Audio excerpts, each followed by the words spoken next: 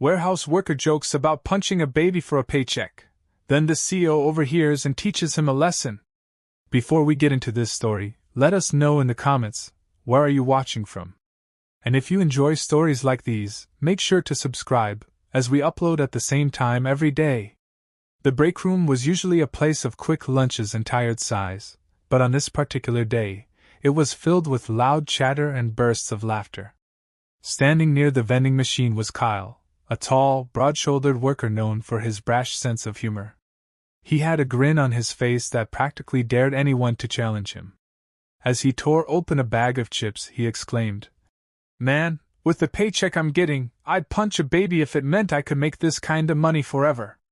The room fell silent for half a second, then a few nervous chuckles arose. At first glance, it sounded like an off-color joke, something not to be taken seriously. Yet there was a strange edge in Kyle's tone, something that made it seem like he was dead serious or at least proud of just how outrageous he could be. James, standing at the other end of the break room, felt the hairs on the back of his neck stand up. He'd always gotten a weird vibe from Kyle, but this was a new low. No one actually believed Kyle would hurt a child, but to throw that out there so casually, even as a joke, reeked of entitlement. It was as if Kyle believed he was untouchable in this company. Maybe he was. After all, he'd been written up multiple times for tardiness and rude comments, yet he never got fired. His bravado suggested he had some kind of safety net, some reason to believe that no matter what he said or did, he'd survive the consequences. Unknown to everyone was the presence of the CEO, who was leaning against the far wall, quietly sipping a cup of coffee. He wasn't typically recognized in the warehouse, mostly because he seldom made direct appearances without alerting the managers first, and because when he did stop by, he wore low-key clothing that didn't scream executive. He had decided on a more hands-on approach recently, wanting to observe the day-to-day environment without the typical filter that middle management placed over everything. So here he was, listening in. And though the CEO, whose name was Richard, didn't intend to blow his cover immediately, that joke about punching a baby nearly made him spit out his coffee. Was the employee joking, or was he just that callous? In any case, it was a glaring red flag. Kyle's voice boomed again.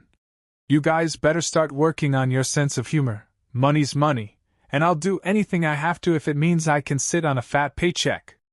A handful of his colleagues forced awkward laughs, not sure how to respond. They were used to Kyle's shock jock persona, but this felt like a new level, a boldness that almost challenged the moral fabric of the place. James tried to catch his friend Riley's eye, silently asking, "Are you hearing this?" Riley's tense posture showed he was just as unsettled. Richard watched the interplay closely. The warehouse was understaffed and overworked, and he knew morale was low. The last thing his company needed was some internal bully making things worse. He made a mental note to keep an eye on Kyle, see if this was just a one-off, ill-timed joke or a symptom of a larger issue. Because from Richard's experience, there was rarely such a thing as a harmless comment in the workplace. If someone bragged about how far they'd go for a paycheck, it usually foreshadowed deeper attitudes. James decided to step out of the break room first, hoping to shake off that uncomfortable feeling. He had a pallet of goods to move, and he needed to focus. As he walked, he couldn't help replaying the moment in his mind, Kyle's big grin, that hideous joke, the manager who was supposed to be present but conveniently absent, and the random guy in the corner he didn't recognize. He wondered if that guy was a new hire or maybe from another department. Either way, James was grateful that at least someone else had witnessed it without adding to the chorus of laughter. But as James headed to his station, he overheard Kyle behind him, telling a couple of guys how some suits had come to tour the place last week but ended up leaving him alone. "They know I'm golden," Kyle bragged. "I've got the best numbers and loading times. They'd never can me. Besides, the managers here are my pals." It confirmed something James had suspected for a while. Kyle probably knew how to manipulate the system to make himself look good while everyone else was struggling just to keep up. Richard took slow steps out of the break room, making sure to remain inconspicuous. He had a notepad tucked under his arm, which he was using to jot down real-time observations about the warehouse. From the staffing on the floor to the cleanliness of the aisles, he wanted a genuine snapshot of the operation. After hearing Kyle's outburst, Richard added a new bullet point. Investigate Kyle, repeated unprofessional behavior, possibly shielded by management. He wasn't sure how or why the managers might shield Kyle, but he intended to find out. Meanwhile, James set about his tasks, trying to refocus on the labor at hand. He moved crates from one end of the aisle to the other, scanning barcodes, double-checking shipping labels. It was repetitive, sure, but he took pride in doing it well. He often thought about how each crate's journey ended with a customer receiving a product on time. That sense of responsibility fueled him to work diligently, even as he felt that the atmosphere in the warehouse was overshadowed by a growing frustration. People like Kyle, who showed open disrespect, made everything feel heavier. The day wore on, and during a break, Richard casually approached James. "Hey," he said in a friendly tone. "Mind if I sit here?" James shrugged, saying he didn't mind at all. They chatted about mundane things, how the new scanning system was working, how shipments had increased the past month. Richard, in a subtle way, probed for James's opinion on how the warehouse was run. James answered politely but kept his guard up. After all, he didn't know who this man really was. "It's okay here," James said. "But sometimes we've got employees who push the limits." Richard nodded. "Yeah, I noticed. Does that happen a lot?" James hesitated, not wanting to start drama with a random coworker he just met. But something about the man's straightforward yet kind demeanor encouraged honesty. "We've got at least one guy," James said, lowering his voice. "Kyle. He's a character. Says a lot of stuff he shouldn't, you know? Gets away with a lot. I guess he's got friends in high places, or so he brags." Richard scratched his chin as though pondering that. "Interesting," he said simply. "Does management ever step in?" James gave a half-hearted laugh. "Management? They're either too busy or pretend not to notice. I guess as long as the job gets done, they don't care." Then, before James could say more, the bell signaled the end of the break. Richard gave a polite nod, gathered his notepad, and walked off, leaving James to wonder why a new warehouse hire would be scribbling so diligently in a notepad. Little did he know, that was the CEO, taking stock of everything that was going wrong, and preparing for a day of reckoning that would rock the entire workplace. The day after Kyle's disturbing joke about punching a baby began with an odd tension hanging in the air. James came in earlier than usual, hoping to beat the rush and organize some shipments before the warehouse got too busy. He was scanning crates, lost in his own thoughts, when he spotted Kyle swagger in with the usual bravado. Kyle high-fived one of the supervisors, then proceeded to crack some joke about the sweet overtime he was racking up because management loves me. James rolled his eyes, but he kept working. Suddenly, Kyle knocked over a box as he walked by, sending small parts skittering across the floor. Instead of picking them up, he just shrugged and wandered off, leaving the mess for someone else.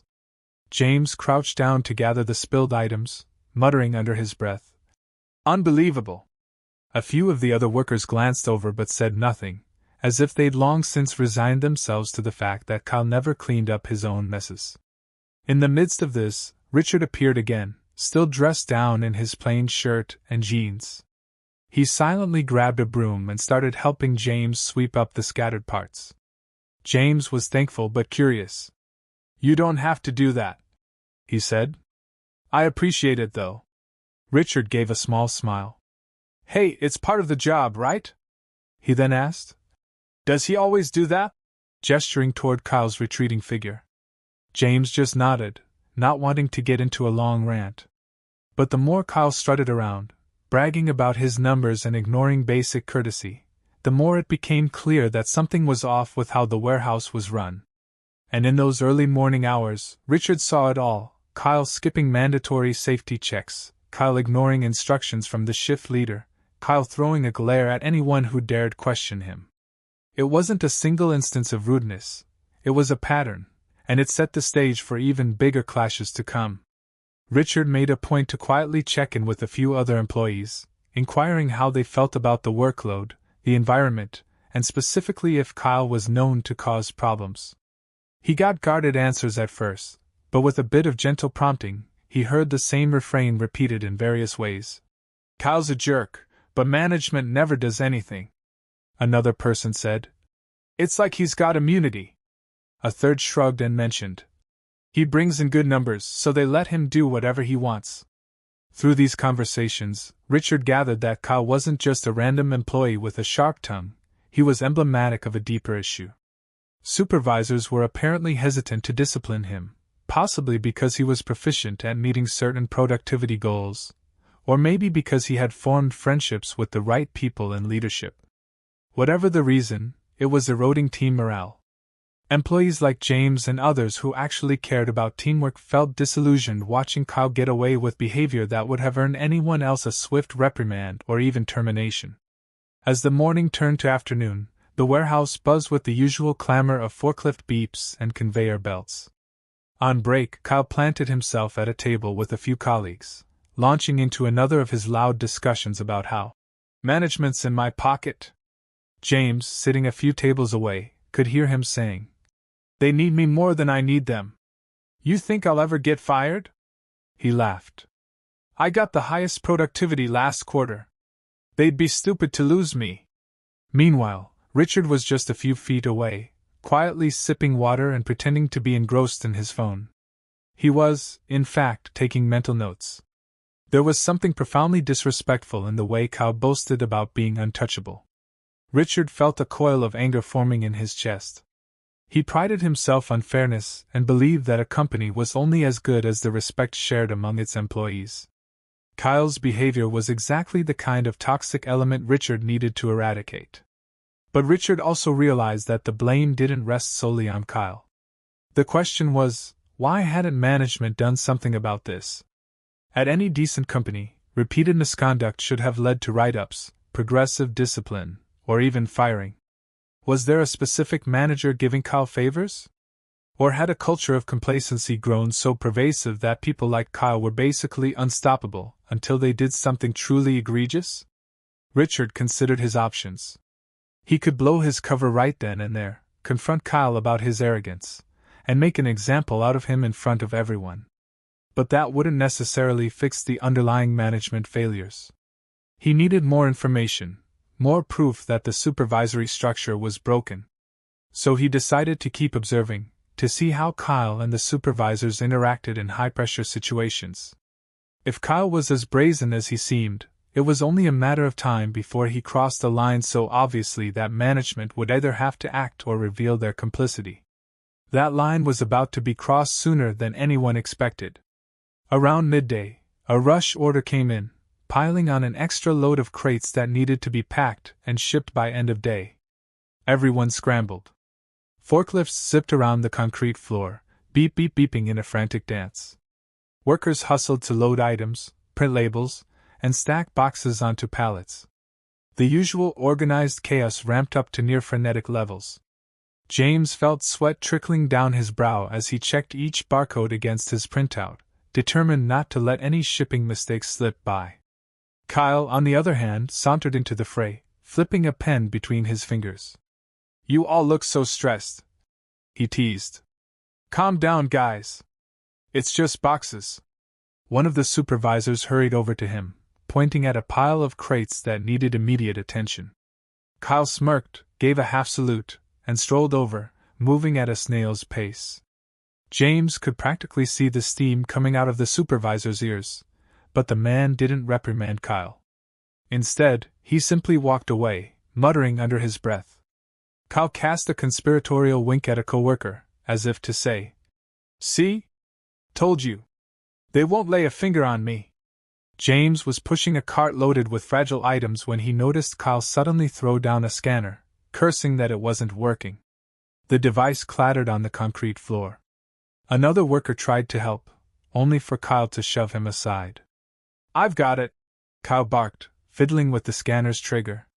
Then, with a flourish, Kyle kicked the defective device across the aisle, where it skidded under a shelf. "Stupid piece of junk!" he yelled. Everyone nearby stopped for a moment, stunned by this brazen display. A functional scanner cost hundreds of dollars, and the company didn't exactly have an unlimited budget for replacements. The supervisor who had approached him earlier saw it happen. Instead of reporting Kyle's outburst, he hesitated, then quickly whispered something into Kyle's ear. Kyle nodded and walked off as if nothing had happened. No official reprimand followed. No manager came forward to ask him what the heck he was doing. James felt his chest tighten. The fact that Kyle was so open about his destructive behavior and still faced no consequences was galling. Then James spotted that new coworker, Richard, watching from behind a row of pallets. Richard's face was impassive, but James sensed the man was probably furious beneath his calm exterior. James had no idea that Richard was, in fact, the CEO. But he could guess that whoever Richard was, he was none too impressed by what he just witnessed. When the rush order was finally packed up and ready to ship, the entire team let out collective sighs of relief. People slumped against walls, stretching sore muscles. Kyle slid into a folding chair, rummaging through his phone, acting as though he'd done all the work. A few of his buddies gave him half-hearted high fives, more out of habit than actual respect. James just felt drained. He'd clocked in early, worked at top speed all day, and still had to deal with the nagging knowledge that Kyle's behavior was poisoning the environment. Just as James was about to head to the locker area, he saw Kyle approach another coworker, an older man named Hector, who was known for his quiet dedication. Hector looked exhausted, sweat darkening the collar of his uniform. Kyle clapped him on the shoulder, a bit too hard, and said, "Long day, old man?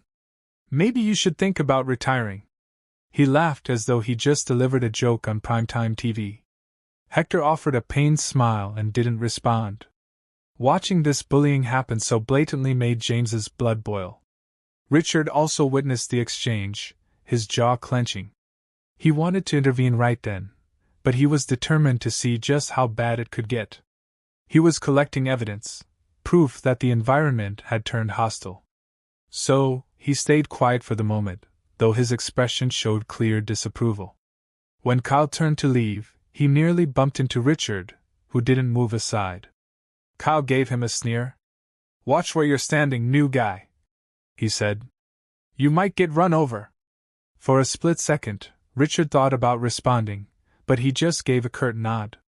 Kyle smirked, as if he'd gained the upper hand, and strutted off, leaving the air heavy with unresolved tension.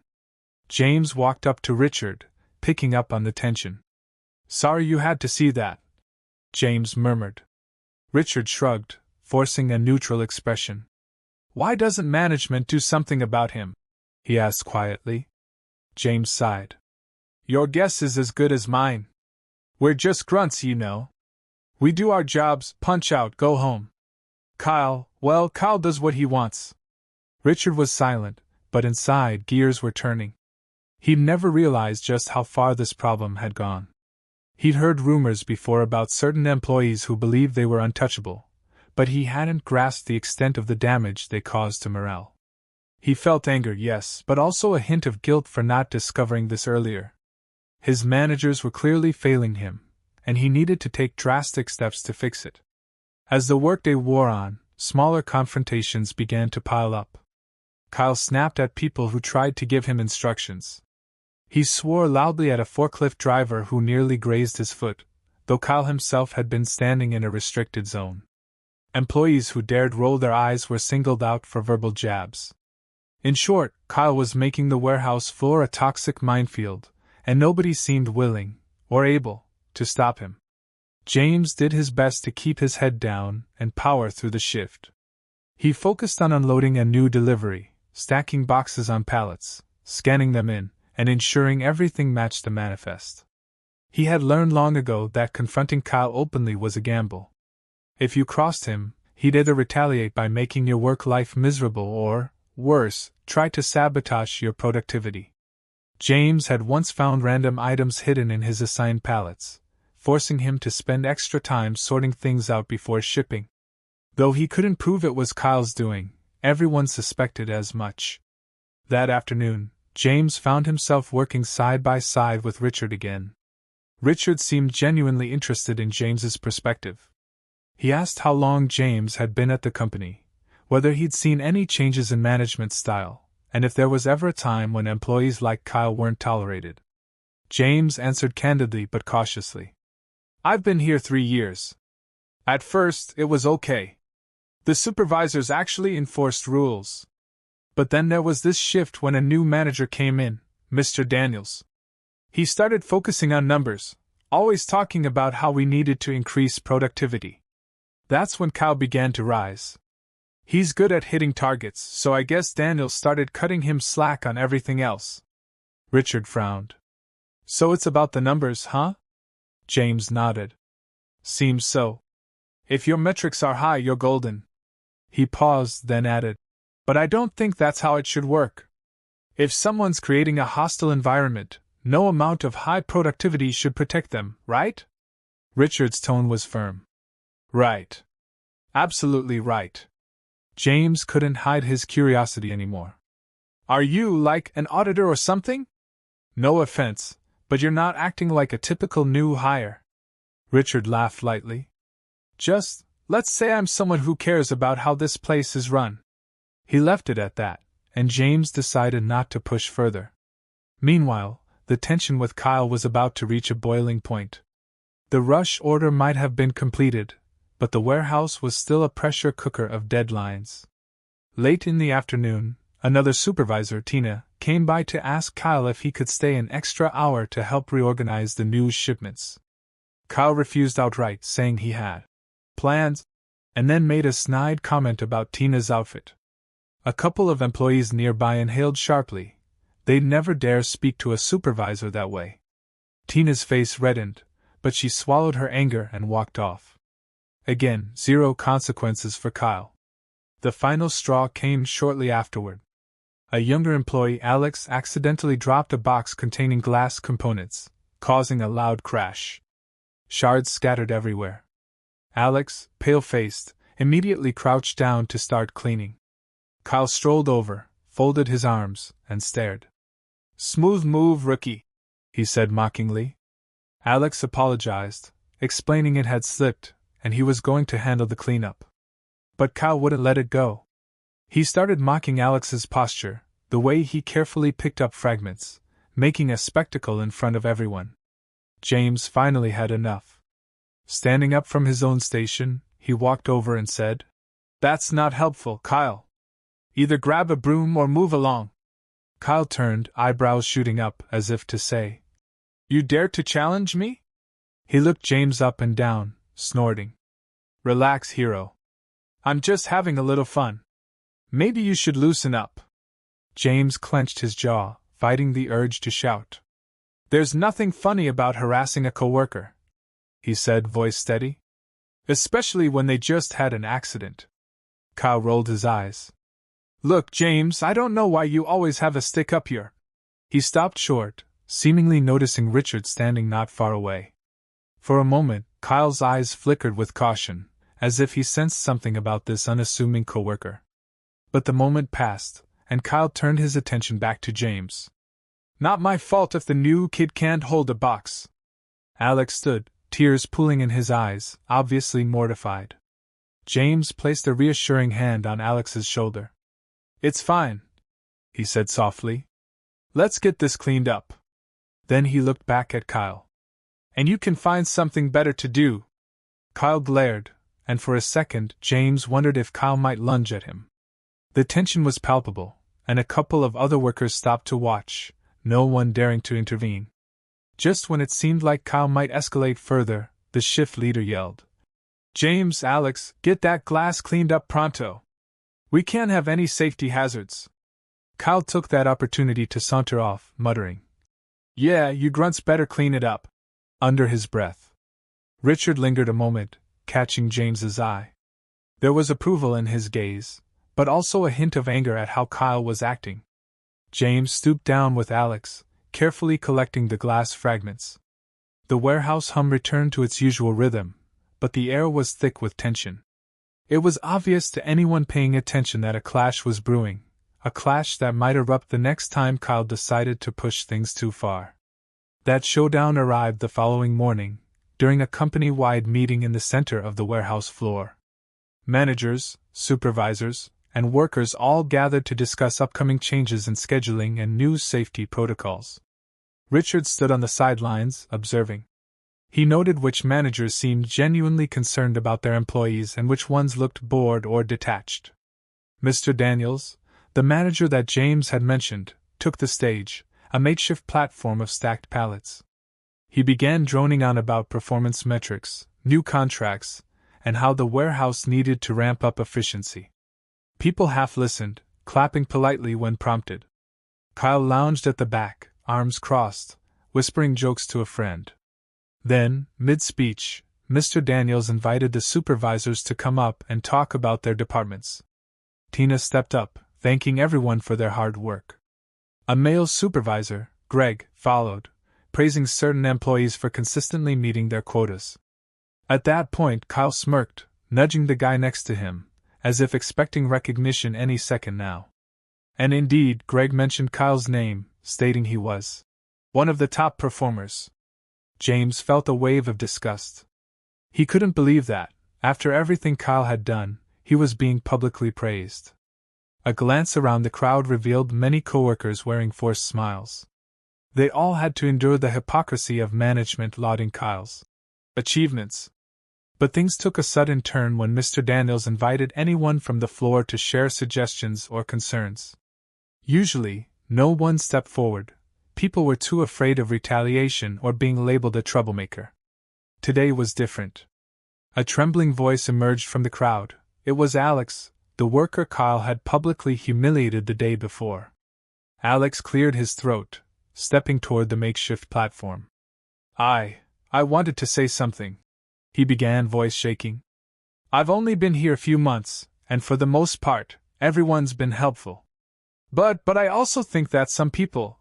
He paused, looking down at his feet. Kyle stared at him with a warning glare, silently daring him to keep talking. Alex swallowed hard. Some people here make it hard to do our jobs without feeling scared or humiliated. A hush fell over the group. Mr. Daniels arched an eyebrow. Could you clarify, Alex? Alex hesitated, scanning the crowd.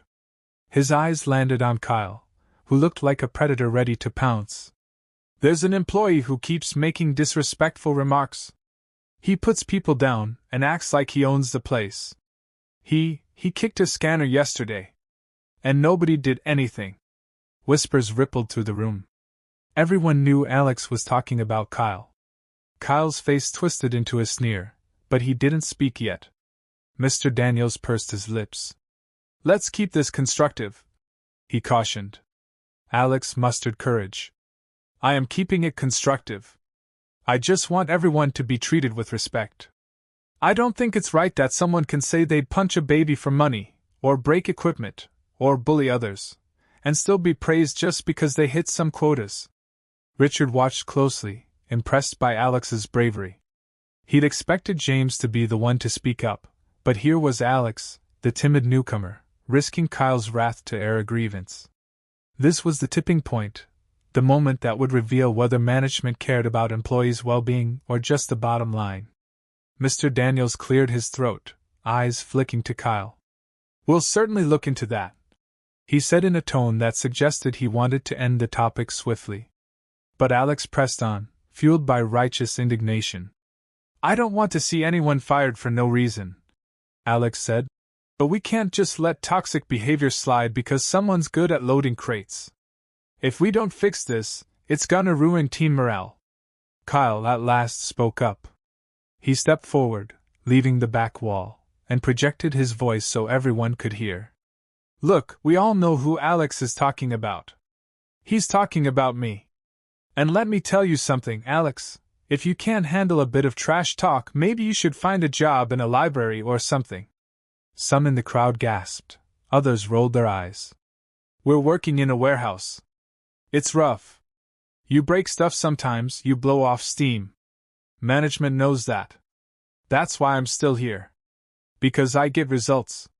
Alex's face turned red. He looked like he wanted to retort, but Kyle cut him off. You see, folks, there's a reason the supervisors keep me around. I'm the best at what I do. So if some newbie is offended by a little banter, that's not my fault. It's a you problem, not a me problem. Mr. Daniels tried to regain control of the meeting, lifting his hand to silence the murmurs. Let's not turn this into a shouting match. He glanced nervously at Kyle, then at Alex, then at the other workers who were now intently watching the unfolding drama. The tension was thick, and it was clear that Alex's complaint struck a chord. Many employees nodded in agreement, even if they didn't dare speak up.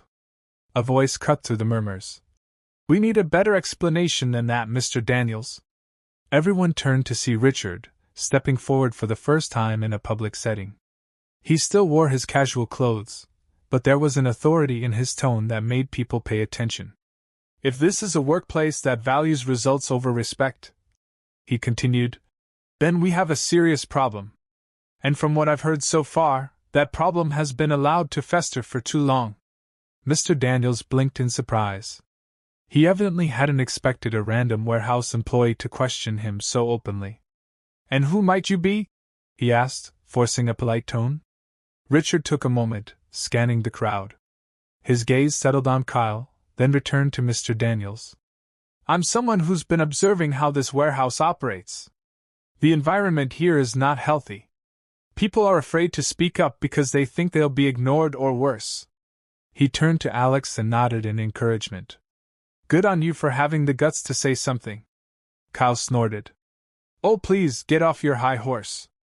But Richard didn't take the bait. Instead, he looked at Mr. Daniels again. Any response, sir? Mr. Daniels tried to compose himself, aware that all eyes were on him. Of course, we don't condone harassment of any kind. We value all employees equally. However, if Kyle is producing at a high level, that doesn't give him a free pass, but it does mean we need to handle the situation carefully. Whispers of discontent rippled through the group. This statement basically confirmed what everyone suspected. Kyle was being protected because he pulled in good numbers. Alex shook his head, and James clenched his fists. Richard's expression hardened. You're missing the point. This isn't about caution, it's about accountability. If an employee repeatedly disrespects others, damages equipment, and brags about being untouchable, that's more than a minor issue. That's a systemic failure. Kyle stepped in front of Richard, squaring his shoulders. He was bigger and broader, clearly used to intimidating people. You talk pretty big for someone who's barely been here a week. Let me guess, you read one too many leadership books, and now you think you can fix the world? A few uneasy laughs echoed among Kyle's cronies. But Richard didn't flinch. Instead, he let the silence stretch, letting Kyle's words hang in the air. Several employees were on edge, anticipating an explosive confrontation. Mr. Daniels cleared his throat, stepping between them. All right, that's enough. We can't resolve personal disputes during a company-wide meeting. We'll handle this offline. He was desperate to maintain control, but the tone of the room had already shifted. People sensed that something was coming, something bigger than the usual half-hearted disciplinary talk. Meanwhile, Kyle glanced around as if to gauge public opinion.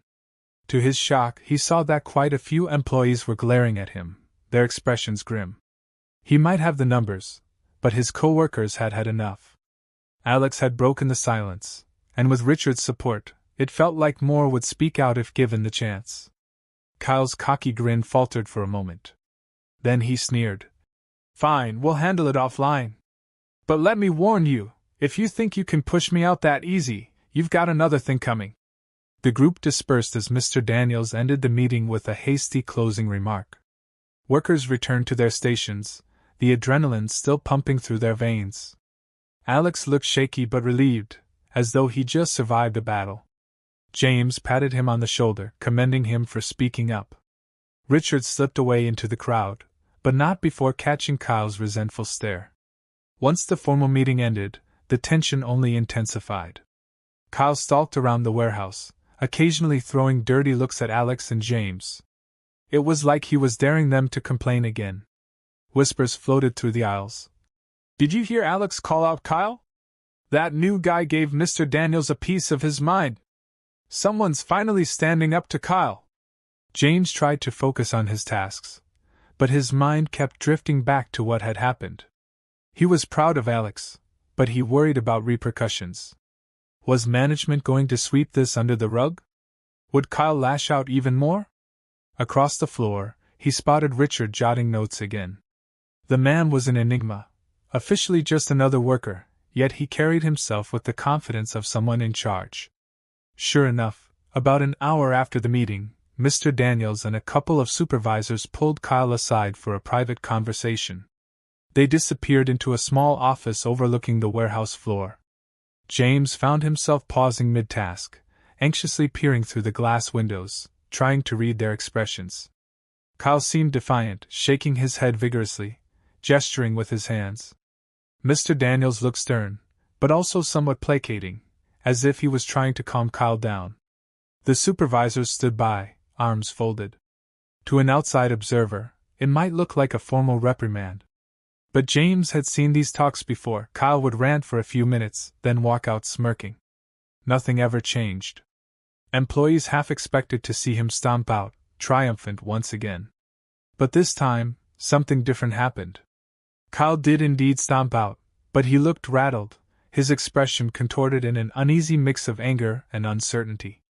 He slammed the office door behind him so hard it rattled the glass. James exchanged puzzled glances with other workers. Had management finally put their foot down? Perhaps the wave of negative attention forced them to at least pretend they were taking action. Kyle stormed to his station, punching at the controls of a conveyor belt with more force than necessary. He yelled at a coworker who accidentally crossed his path, then slammed a box onto a cart. It was clear he was fuming, but the reason remained unclear. Was he actually being held accountable, or was this just a new flavor of frustration because he had to endure a stern talking to? Meanwhile, Richard observed from afar, making mental notes of every detail. He saw the look on Kyle's face, recognized the glower of a cornered bully. Richard knew bullies often doubled down when they felt threatened. The crucial question was whether Mr. Daniels or any supervisor had truly threatened Kyle's standing, or if they were just giving him a nominal slap on the wrist. The rest of the day was marked by small skirmishes. At one point, Kyle snatched a pallet jack out of someone else's hands, claiming he needed it more urgently. Later, he bumped shoulders with James in the aisle, muttering an insult under his breath. Each time, he glanced around, as if daring someone to make a scene. James tried to keep calm, reminding himself that Kyle was just one person, and hopefully change was on the horizon. But the disrespect was wearing everyone down. Even employees who weren't directly involved felt the tension gnawing at them. Productivity suffered. People made small mistakes. The environment felt toxic, overshadowed by Kyle's presence. On his last break, James went outside to clear his head. He found Richard there, leaning against a wall and looking up at the sky. "Rough day," James commented. Richard nodded. For a moment, they simply shared the silence. Then James asked, "You saw the office meeting, right? Do you think management finally got through to him?" Richard sighed. "Hard to say. It's possible they gave him a warning. But the question is, will they follow through if he doesn't change?" James shrugged helplessly. "If they don't, this place is gonna explode." He kicked at a small pebble on the ground, frustration evident in his stance. "Everyone's fed up." Richard studied him for a second. "You mind if I ask, why do you stay? With the way things are, I'd assume you'd want to find work elsewhere." James ran a hand through his hair.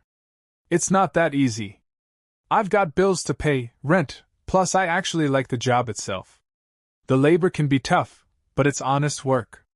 I just hate seeing it ruined by someone like Kyle." Richard nodded, thoughtful. "What if I told you changes were coming, real changes?" James gave a short laugh. "I'd say I'll believe it when I see it." Richard didn't argue. He simply said, "Just keep doing what you're doing. You and others like you are the backbone of this place." Then he excused himself and went back inside, leaving James with more questions than answers. The next day began with a marked shift in the air. Rumors flew that the big boss was coming for an unannounced inspection, which sent managers and supervisors scurrying around, trying to make everything look perfect. They rearranged boxes, made sure safety signs were clearly posted, and told employees to be on their best behavior. Kyle joked that he was already perfect, so he had nothing to worry about. James overheard that and rolled his eyes, continuing with his tasks. Mid-morning, a hush fell over the warehouse as a small group of people walked in. At the forefront was Mr. Daniels, practically sweating as he escorted a man in a crisp shirt and tie. A couple of other high-level execs followed. Everyone looked serious. Mr. Daniels started pointing out various areas of the warehouse, explaining their functionality. The man in the crisp shirt nodded politely, but he seemed distracted, scanning the environment as if searching for something, or someone. James paused his work, trying to catch a glimpse. He recognized the man from a company bulletin. That was the CEO, the real CEO, not just a manager. Everyone had heard of him, Richard something. Wait a second, James thought, heart skipping a beat. That's not some random Richard. That's the top guy, the head of the entire enterprise. The same name as the new coworker he'd been talking to. It dawned on James like a thunderbolt. The unassuming man he'd befriended was the CEO. A wave of shock washed over him. Across the warehouse, Kyle picked up on the commotion. He saw Mr. Daniels guiding the CEO around. Kyle snorted to a coworker. Watch this. I'll give the big boss a show. Then, with a confident stride, he approached the group. Mr. Daniels spotted him and visibly tensed, probably fearing Kyle would say something obnoxious. Kyle, on the other hand, plastered on a smile. Welcome to our domain, he said, throwing out his arms grandly. Name's Kyle, top loader in the building. Anything you need to know, just ask me. The CEO fixed Kyle with a level stare. Kyle, he repeated. Yes, I've heard a lot about you. Mr. Daniels quickly interjected. Kyle's one of our most productive employees. He emphasized productive in a way that suggested he hoped to gloss over everything else. Kyle beamed, clearly proud of himself. Indeed I am, he boasted. If you need numbers, I'm your guy. At that moment, something behind the CEO caught Kyle's eye. His jaw dropped slightly. Because there, stepping out from behind a forklift, was the new coworker, Richard, except now he was dressed in a polished suit and tie, standing alongside the other execs. Kyle's mind reeled. Was this the same guy he'd been treating like dirt? The realization hammered him. This was the real CEO, the one who'd been incognito. Richard, CEO Richard, walked forward, his expression stony. He looked Kyle up and down, then turned to Mr. Daniels. You say Kyle is your top performer? Mr. Daniels nodded, sweat beading on his brow. Yes, sir. In terms of raw productivity, his metrics are indeed high. Richard folded his arms. Is that why you've ignored the repeated complaints about harassment, bullying, and destructive behavior? The warehouse fell silent. Mr. Daniels paled. Sir, I don't know what you've heard, but we're handling any minor issues with Kyle through the proper channels. Kyle stood there, stunned, his eyes shifting between Richard and Mr. Daniels. He opened his mouth to speak, but no words came out. Richard nodded slowly, scanning the group of supervisors. Minor issues, you say? He took a step toward Kyle. Kyle, do you recall meeting me a few days ago in the break room? You implied you would punch a baby for a paycheck if it meant staying employed here. I also witnessed you kicking a scanner worth several $100s across the warehouse floor, ignoring safety regulations, and making repeated offensive comments. Does that ring a bell? Kyle stuttered. I mean, it was just a joke. I didn't know who you were. Richard's eyes narrowed. Does it matter who I am? That kind of behavior has no place in my company. A hush of awe spread to the surrounding employees. The unstoppable Kyle was finally facing real consequences, and from the CEO himself. Mr. Daniels tried to salvage the situation. Mr. Richard, I assure you we were about to take disciplinary action. We value respect in the workplace. Richard raised a hand, cutting him off. You haven't valued it enough to act swiftly or effectively, from what I've seen. In fact, I've heard multiple accounts from employees who are afraid to speak up. That suggests a breakdown in management, not just an issue with one employee. Kyle's face turned a shade of crimson. Look, I hit my numbers. Isn't that what matters? That's the goal, right? Richard exhaled, shaking his head. Numbers matter, but not at the expense of human decency. A toxic environment is costly in ways you can't always measure with spreadsheets. It leads to lower morale, higher turnover, and eventually, a drop in overall performance. Behind them, James and Alex stood watching, hearts pounding with a mix of relief and anxiety. They'd been wanting this moment for so long, someone in power to call Kyle out publicly. Richard didn't disappoint. He turned to address the crowd, raising his voice so everyone could hear. I came here to see how things are really run when top executives aren't watching. And I'm disappointed. My vision for this company is one where employees are treated with respect, not subjected to harassment by a coworker who thinks he's above the rules. Several people nodded, their expressions relieved yet wary. Kyle, however, saw his grip on the situation slipping and made one last desperate bid to defend himself. I'm not the only one who jokes around. Everyone here does it. Why single me out? Richard's gaze hardened. Because jokes that involve harming others, especially children, are not jokes. Because vandalizing equipment isn't a prank. Because belittling coworkers is not mere teasing.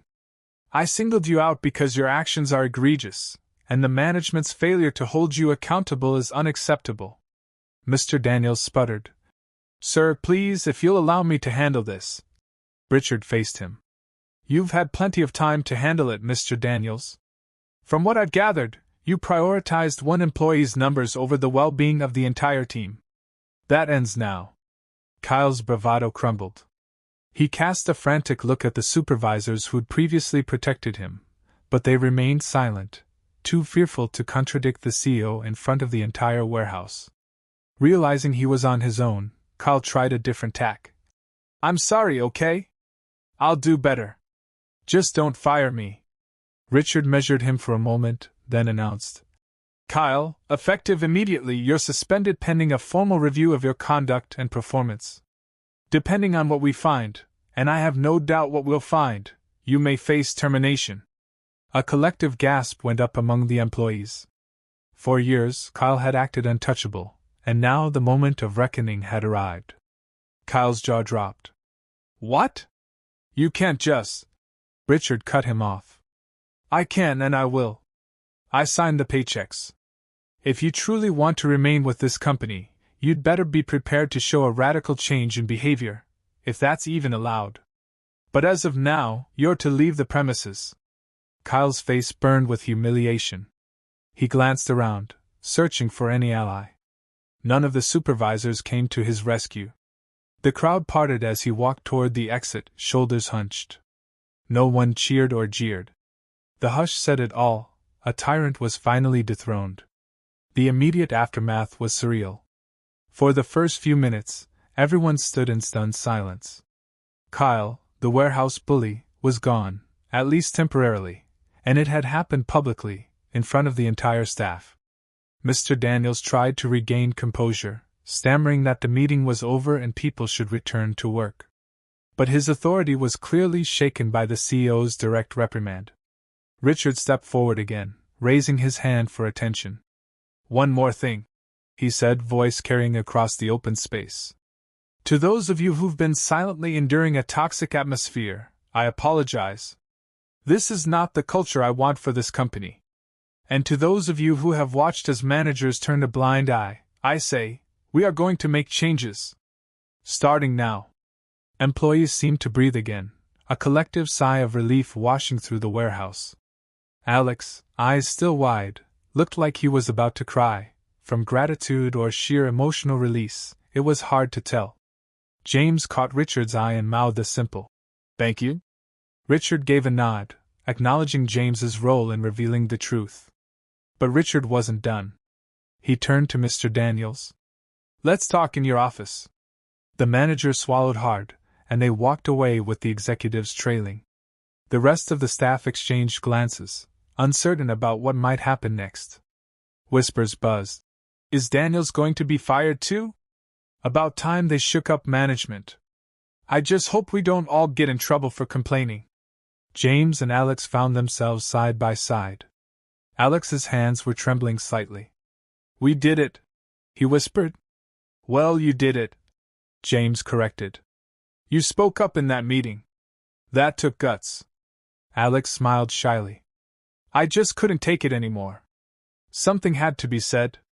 Riley, another coworker, came over and shook Alex's hand. You spoke for all of us, man. A few others nodded in agreement, offering pats on the back. The once tense atmosphere started to lighten, replaced by a sense of cautious optimism. For the first time in ages, the workers felt that maybe, just maybe, they had a voice. As the day progressed, the managers and executives remained holed up in Mr. Daniels's office. Every so often, an assistant would scuttle in and out, carrying folders and documents. Rumors flew about what was being discussed. Some speculated that Mr. Daniels might lose his position. Others thought he might stay but face a demotion. Either way, the end result was clear: change was coming. In the late afternoon, Mr. Daniels emerged, looking visibly shaken. He approached James, who stiffened instinctively. Mr. Daniels cleared his throat. I understand you've had concerns about Kyle for some time now, he said, a hint of reluctance in his tone. James nodded carefully. Yes, sir. Mr. Daniels sighed. We'll be reviewing everything. The CEO, well, he's made it clear that we need to prioritize respect and professionalism. If you have any additional information, you can pass it along to me or to HR. James was taken aback by this sudden shift in Mr. Daniels's demeanor. It was almost an admission of guilt. I appreciate that, James replied. Mr. Daniels offered a curt nod and walked away, leaving James stunned. It seemed the manager was now bending over backward to salvage his own job and follow the CEO's directives. A sense of liberation swept through the warehouse. People murmured about how weird it felt not to constantly look over their shoulders, worrying if Kyle was going to pop up with another scathing remark or sabotage someone's workstation. Even the forklift drivers, who often clashed with Kyle, seemed more relaxed. It was as if a dark cloud had lifted, replaced by cautious hope. By the time the shift ended, employees gathered in the break room, talking about the day's events. The biggest question on everyone's mind: would Kyle return? And if he did, would he behave differently? Or would he be shown the door for good? No one had the answers yet, but the mere fact that something had been done at all felt like a victory. Richard made a final pass through the warehouse before heading out. He paused by James's station. Hey, he said quietly. James turned, still not quite used to seeing Richard in business attire. Thanks for standing up for your colleagues, Richard continued. I know you've been quietly doing the right thing for a while now. James nodded, trying to keep it professional.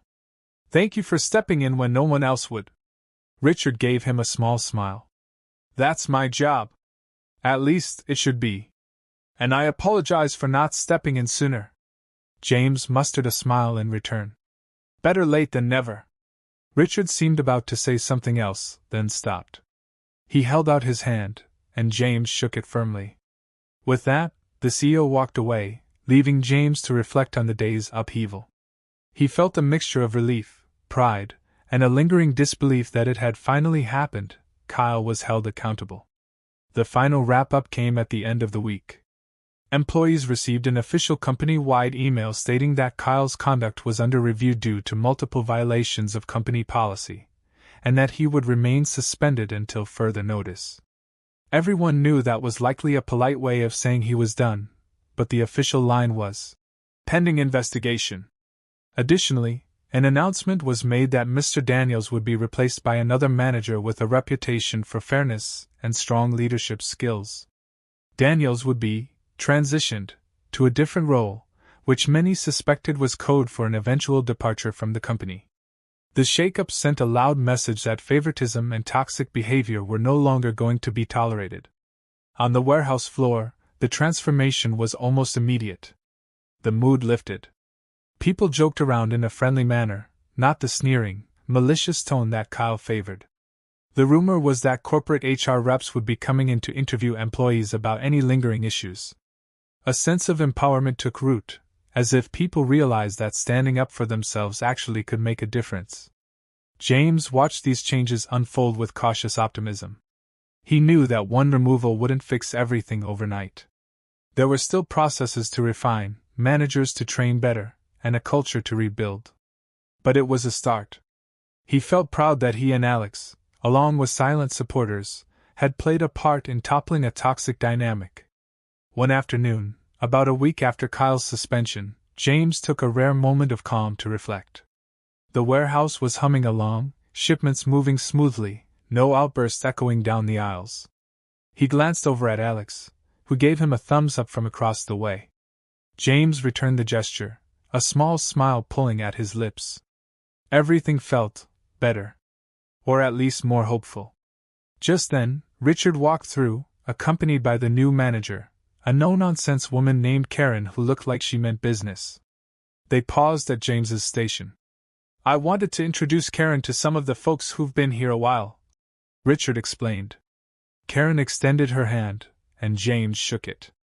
"I'm looking forward to working with you," she said, her voice firm yet warm.